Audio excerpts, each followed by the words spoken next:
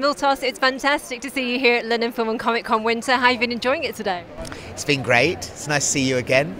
I feel like we're old friends. It's great. As always, I really enjoy doing these conventions, mainly because, you know, you end up seeing people that you've always kind of wanted to meet yourself. Katie Sackhoff just touched me. I still haven't quite got over that.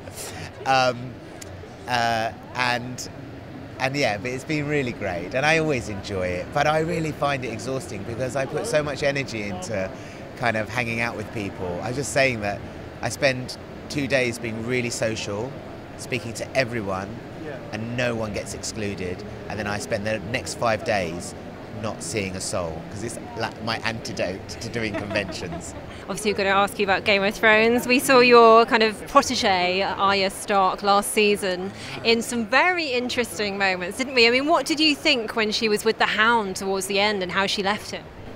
So, it's a fantastic performance that Maisie just continues to get better and better and better, and the look. Do you know what I really love about what she's doing? And this, of course, is to do with everyone involved in creating this story.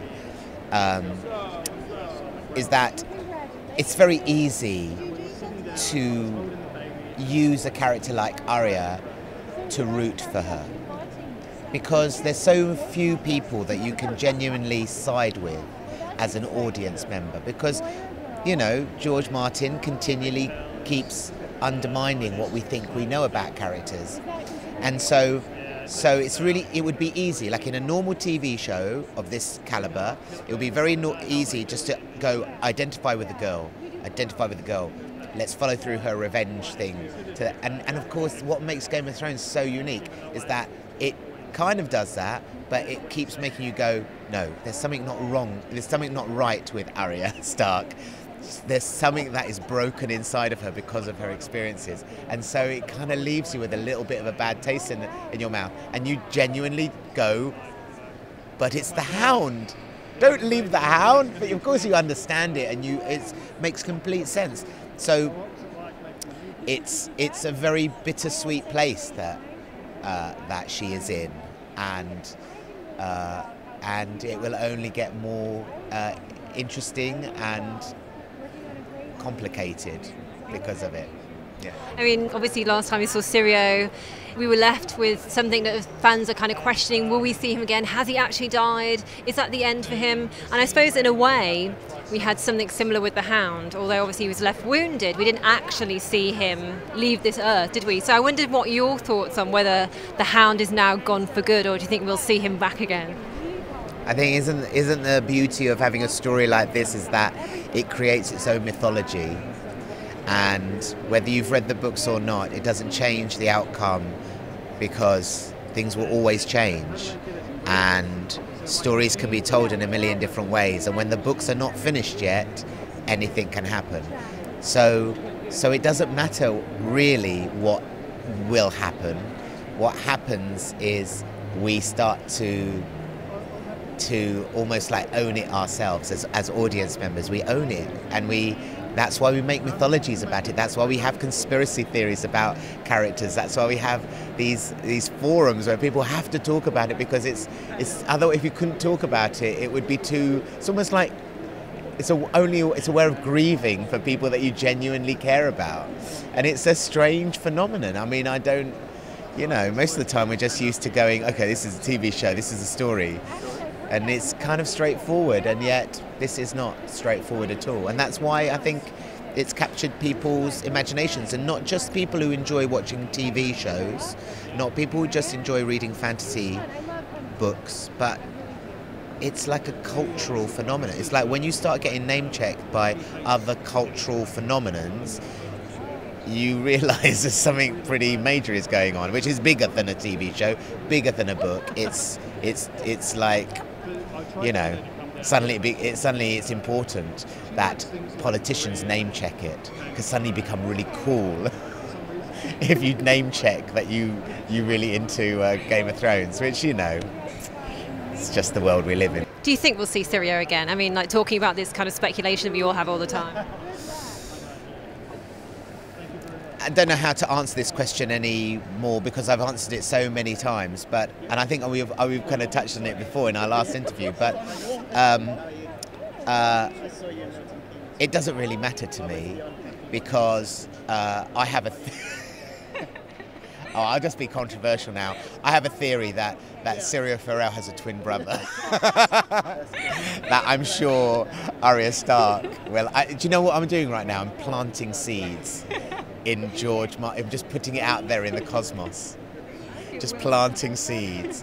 And it doesn't even matter if he never sees this interview. It will just be in the ether. And he'll just wake up one morning and go, what if Syrio Forel had a brother called Mirel Forel? No, that's ridiculous. Oh, I've just jinxed it now. It will never happen. Wouldn't that be fabulous though if it did? It'd be ridiculous. I would have to pay someone a lot of money. There's actually been rumours recently that Tom Letitia, who played Jack and Hagar, might be coming back to the show. I mean, what do you think about that? I think it makes perfect sense because if as we know, he is a faceless man. So it makes perfect sense. I know it doesn't happen in the books, but it makes perfect sense for a TV audience for him suddenly to go, hello, it's me again. It makes perfect sense also because of where Arya needs to go next. So yeah, of course it makes perfect sense. And it makes perfect sense because he is the one who gave her the coin, and the last thing we saw was that bargain, that deal was being made. So of course it does, and he's brilliant. So I am not bitter in any way about him if he's back in the show. He might meet a very quick grizzly end, we don't know, do we? That would make me feel better. Talking about grizzly ends, how did you feel when you saw on the screen how they brought to life that fight between the Viper and the Mountain? It was quite gruesome, wasn't it? I couldn't watch it a second time. I watched it live with a bunch of people in Texas, I think. It was like a Game of Thrones night, and I was like the guest. And it was amazing. It was truly amazing. And it was, Oberyn, I mean, is such an amazing character. So beautifully played. So touched with his loyalty to Tyrion. I mean, it completely blew me away. So of course, I knew it was coming, but I had no idea it was going to be so explicit. Now, what I'd really love is people to question whether he might be dead or not.